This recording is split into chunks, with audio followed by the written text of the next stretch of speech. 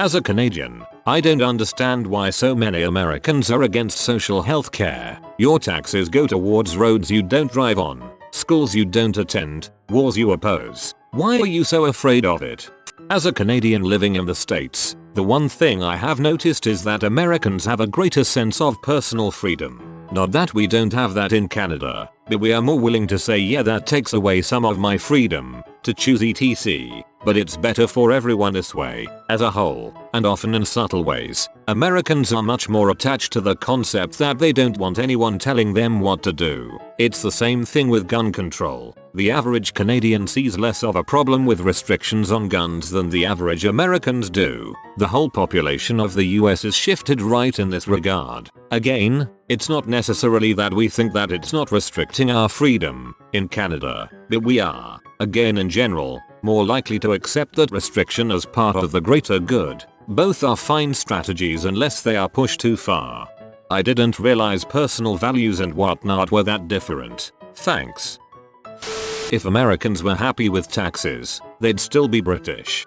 Not quite on the head. We didn't care about the taxes. We cared that we didn't representation in the British law system. No taxation without representation was the revolutionary cry. I'm a right-winger, yes, but I'd be more than willing to have a tax taken out of my paycheck to get free healthcare. That's better than thousands or even hundreds of thousands being stacked on me. As a journeyman welder in Canada, with all the money I make, I pay around 40% of my paycheck. My best friend was diagnosed with lymphoma about a year ago, and sadly, he passed away in May. The amount of treatment he went through over his 7-month battle is staggering. At one point, he was taking 4 of these pills a day that were $700 each. Never mind all the tests, chemotherapy and the other drugs. He's dead, and his family would be paying off their debt for the rest of their life. This was my best friend, and there's thousands of Canadians going through it right now. My taxes, amongst a staggering amount of bulls, pay for our healthcare, and I'm dang proud. Not once in my life has the thought of money even surfaced when I've been sick. Never. I feel the same way. I always think of it as today it might be you, but tomorrow it could be me. It doesn't bother me one bit to pay the taxes. I'm a Canadian traveling through the US for the next few months. A few things I've noticed. 1. Many people do not know how socialized healthcare works. I recently had a conversation that basically involved me repeating myself on various points. Finally, I just stated, I have never used, thought of, or in any way considered money when going to a hospital or seeing a doctor. No money ever. 2. They don't realize that socialized healthcare is actually cheaper, or should I say that they pay for a person's emergency healthcare regardless of what system is in place. The more expensive costs, ironically, would be avoided by a system where money is not an object, as preventative medicine is the focus and money is not an impediment to care. For example, getting a mole removed is much cheaper than having someone stagger into the emergency room with an advanced cancer. If you need proof of this, check the percentage of GDP the US pays for healthcare compared to Canada. 3. Sadly, many people here seem to not want people to have healthcare who did not pay for it. I am traveling through the South and have seen this a lot. They will pay more money and receive less care to keep the freeloaders out in the cold. People fail to grasp just how much our current system is costing us. I am Canadian and I've been to the US a few times. This is a loose quote I heard a few years ago from an American. I worked hard all my life and I should have priority over some bum who hasn't worked an honest day in his life. Although I disagree with him, I see where his logic stands. You're on Reddit, which means that the only possible answer to that question is because conservatives hate black people. Unfortunately, I don't have faith in the government to run it efficiently. I fear ballooning costs would raise taxes. Here in Australia, our taxes have been steadily dropping over the last few years, and we're about to be one of the first in the world to receive federally funded dental benefits. A friend of mine recently had a knee reconstruction, all on the public dollar, within a month and a half. We were in surplus till 2008, and now in debt, but we're still lowering taxes, and that debt is to be paid in a few years. I don't see the problem.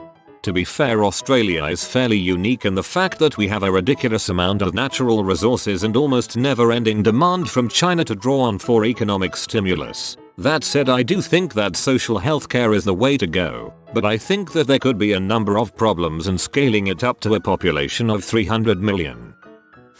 Just an aside, but many countries that have socialized Medicare vehemently opposed it before it was enacted, Canada included. I feel this is mostly a lack of information mixed with propaganda from lobby groups that were hurt during the transformation. Once gotten, however, no one wants to repeal it. Sure, you'll hear things about two-tiered systems, etc, but at some point either we or someone we know will get sick and not lose their shirt over it, and the taxes that replace high insurance premiums seem like a reasonable exchange. I think the fight to keep America's system as is will be quite something. Obamacare has barely begun and already the pre-existing issues and staying on parental insurance until 26 are very important to most voters on both sides. No one wants to repeal it though. Even Tommy Douglas, father of Canada's socialized healthcare, was recently voted to be the greatest Canadian of all time. I am for improving the system, like Obamacare does, but it's not quite so easy as just throwing together some legislation and making visits to the hospital free. First difference between Canada and the United States is that people just don't think the government would do a very good job. I've heard plenty of horror stories about the VA hospital system, and public perception is that a national system would just be a total disaster. Just look at what happened when we thought about going to Metric. Love you guys up north, but we've got 10 times as many people as you do, plus the illegal population. Another question, do they get care as non-citizens? Also, you might think you cut the profits out from the system by making it government run. People save money, right? Well, in the US, we have for-profit hospitals and drug companies. Who's to say those two groups aren't going to use their lobby to suck down tax dollars? If you want to effectively nationalize, you can't stop at the insurance. Nationalizing things is not something we usually do in the US, unless it's an institution, like the rail companies or post office, that provides an profitable public service. HMOs are very profitable. Lastly, as far as the Constitution goes, one might argue via the 10th Amendment, state-sponsored healthcare is something that states must provide, not the federal government. TLDR, you are correct that part of it is the silly notion that socialism is a bad thing, but there are several practical barriers as well. Good point on the VA system. As a medical student working in both the nearby VA hospital and the large private academic hospital, it is undoubtedly true that the staff, nurses, doctors, everyone are lower caliber at the VA. I think it's mostly a function of the fact that there is more money in the private system, so the rejects fall into the VA system where it's harder to be fired or sued. This is why I am trying to move to Canada. This is from my dad, a doc. Government payers will pay less and change the market. You can't say no to changes they make. You have to accept it. All the private companies can now do the same. Remember, a doctor is a small business owner. That's where his money comes from. Drop the price. Drop his profits. He can't haggle with single payer. Now a doctor starts working for real money at 30 or 36 if you are a heart surgeon. He has between $250k and $750k of debt, and half, exaggerated, of his job is cleaning up drunks so they can get drunk again. So for current doctors, it sucks. But for future doctors, we just avoid it. I'm ECE because my dad convinced me not to do anything medically related. I'm at a school known internationally for its BME program, and I will never touch medicine. It isn't worth it. TLDR. Less people want to be doctors already. This will make it worse. It can be done,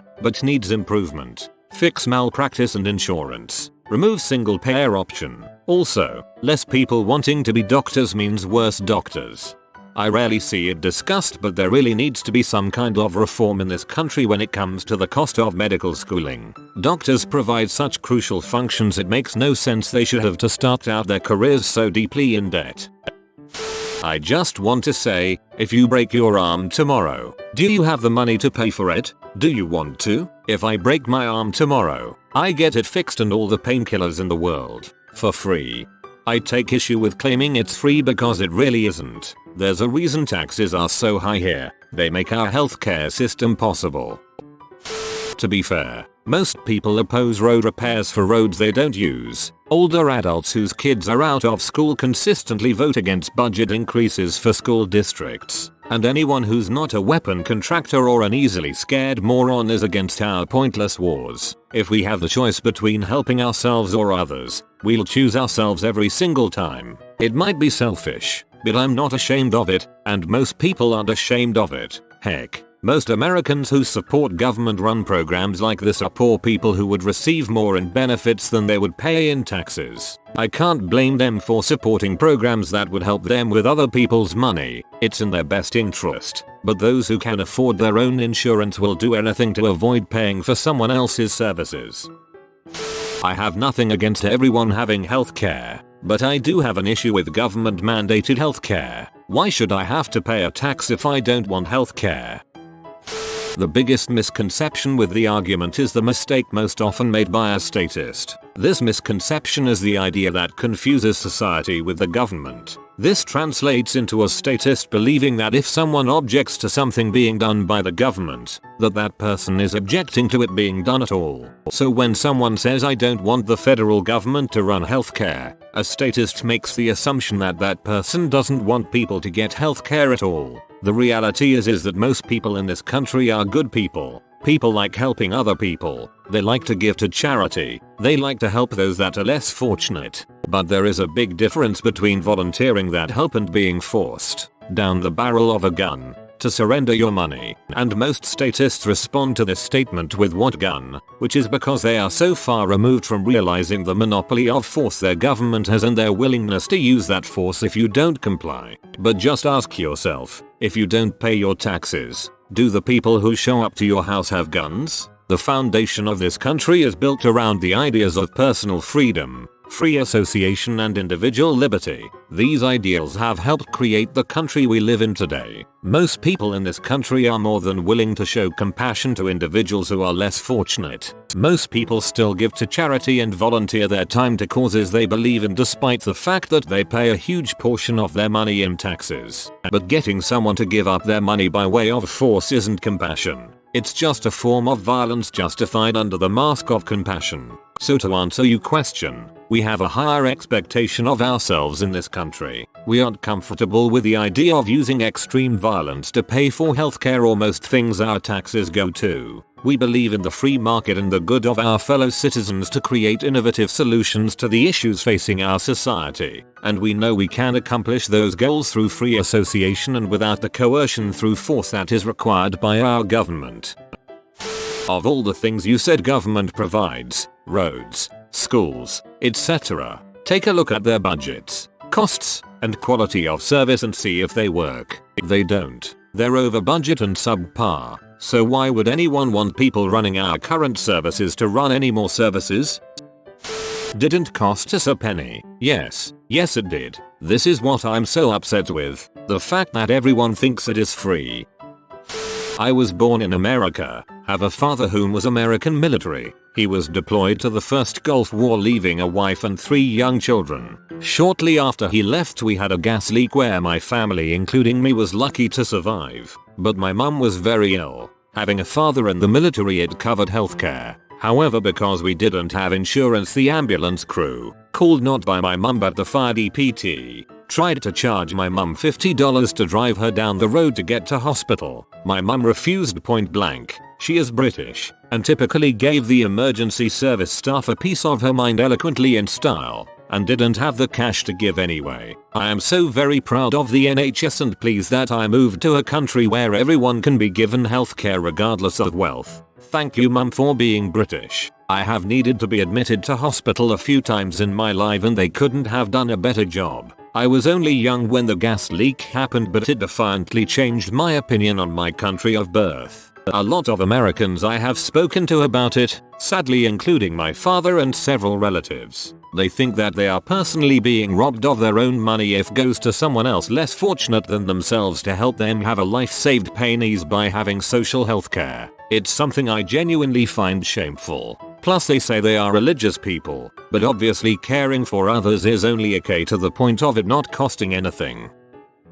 I'm against a lot of things being run by the government, but I think there are certain things that are necessities for pretty much anyone in a modern society, which makes sense to nationalize. It's not a right, but it's also something everyone will use and pay for in some shape or form. Things like education. Having an educated workforce helps me by helping the economy. Transportation. It's important to keep up roads everywhere for a variety of reasons. And healthcare. And I generally come in as libertarian in questionnaires. These are the issues that knock my score down. Lol. Unfortunately, I don't have faith in the government to run it efficiently. I fear ballooning costs would raise taxes. Look at what is happening with Social Security. If healthcare is successful and is run with a surplus, they will just borrow against it to pay down other debts. As a Canadian posting to what is already a liberal circle jerk of a site, let's be honest, you just wanted the low-hanging calmer fruit, didn't you? Taxes are too high, and a lack of trust in our federal governments to get it right. Thanks for watching. If you are new to the channel, you can subscribe. I publish new videos every day. Until then, check another video, or don't. Either way, have a great day, you magnificent people.